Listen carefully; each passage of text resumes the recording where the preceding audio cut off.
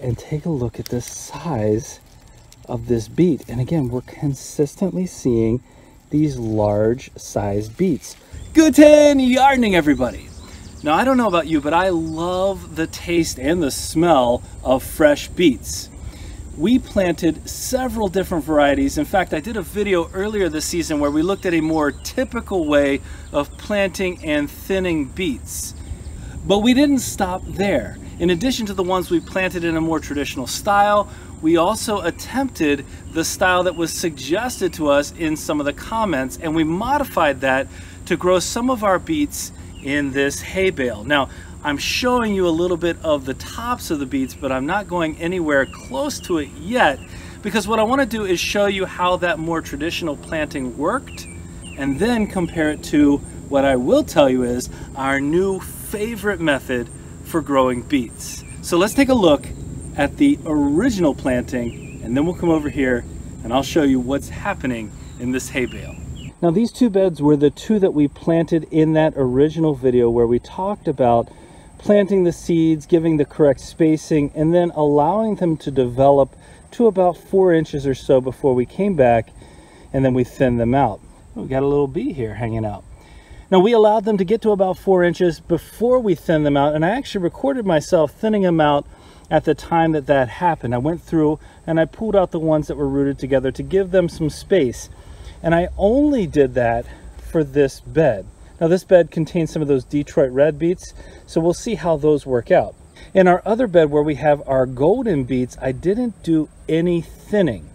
I just allowed it to grow as is. And from both of these, we have come in here and harvested some of these greens. We've added it to salads, to stir fries, and other things. So we'll take a look at these as well. But first, let's come back over here to the beets that were thinned out.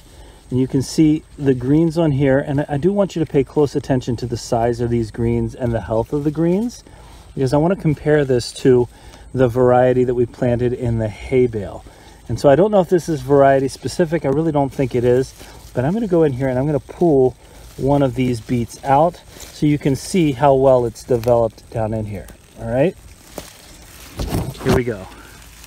Well, it pulled up a good bit of soil with it. Well, the first thing I'm noticing about this is the roots were all spread out, and while the top of this looks a little rough for wear, I mean, it's a pretty nice sized beet. It's not really as round necessarily as I would like, but it's a good firm beet, and you can see the greens here at the top. Everything looks nice and healthy, but again, I'm going to compare this and what's growing to everything else. But one thing's for sure, the beets themselves, and I can see down in here we have some pretty similar bulb size. The beets seem to perform well. I mean, we've got an 1.5 inch size. I would say throughout it's fairly consistent. I mean, here in the middle, you can see, yep, they're right down in there. We've still got that similar size, maybe a little bit smaller in the middle, but nice sized beets. But we've limited the number of beets because we've removed probably half of them in the thinning out process. And now let's take a look at our golden beets. Now, I mentioned this when I planted these in that video. I said these are my favorite, and I did not thin these out at all. So you can see where some of them are joined together. And in this case, we have a nice sized one and then a smaller one right beside. Again, not thinned out. You know, when you plant the seed, you could get anywhere from 1 to 3 to 5 different ones in here, different beets. And so you'll see some of these joined together here. Let's take a look right over here. So I'll get down in here nice and close, and I'm going to pull one of these out so you can see the size of what we're looking at here. So without thinning out these beets, which means we probably have more of these beets than if we had thinned them out. Without thinning them out, we have a pretty nice sized beet here. And again, this is my favorite favorite type. The greens on this are in pretty good shape, fairly healthy, maybe a little bit paler than I would like, but overall a nice size. And I would say we're fairly consistent here in this size as well. Maybe this is a little bit smaller than the Detroit red beets, but we have lots of beets in here to harvest still. There are plenty down in here, although it's kind of hard to see because that foliage is really packed without thinning. All right, we've got our first 2 beets that I've pulled out of there so you can see a comparison. I mean, size-wise, they're not bad. They're tasty looking for sure.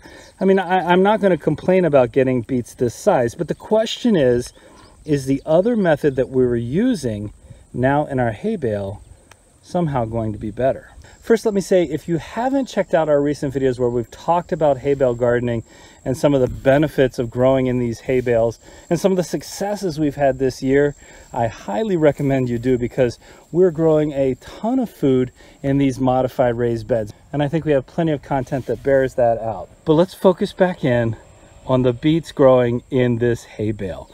Now, the method for sowing beets that we've done in this hay bale is not one that we created.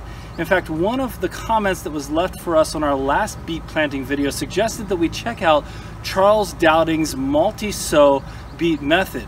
So we looked into that. We also saw some beet sowing from M.I. Gardner, and that led us to sowing here. So the method itself is one that is becoming more well known, but what we've done is add our twist of planting here in a hay bale.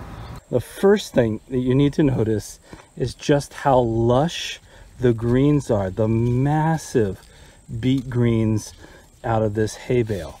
There are 2 different varieties of beets that we have growing in here, and so you're going to see what both of those varieties are doing in here right now, but it's super healthy and really low maintenance. We haven't done anything to this except to keep it watered. Now let's take a look and see what's going on underneath all this foliage.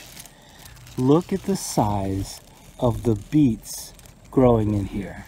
And it doesn't really matter where I look in here, there are consistently large beets growing in here, because the way we sowed these was to multi-sow the beet seeds. Take a look at this. So they really are growing in bunches on here, bunches of bunches. We've got a half a dozen of them growing right there, but the roots and everything are really nice and healthy. So while we multi-seeded in here and they stayed together, we didn't thin them out. It's that addition, I think, of this hay bale that's giving us these beautiful, excellent shaped, excellent formed beets. Now I'm going to pull one of these out here and we're going to see the size that I'm talking about. Really easy to harvest.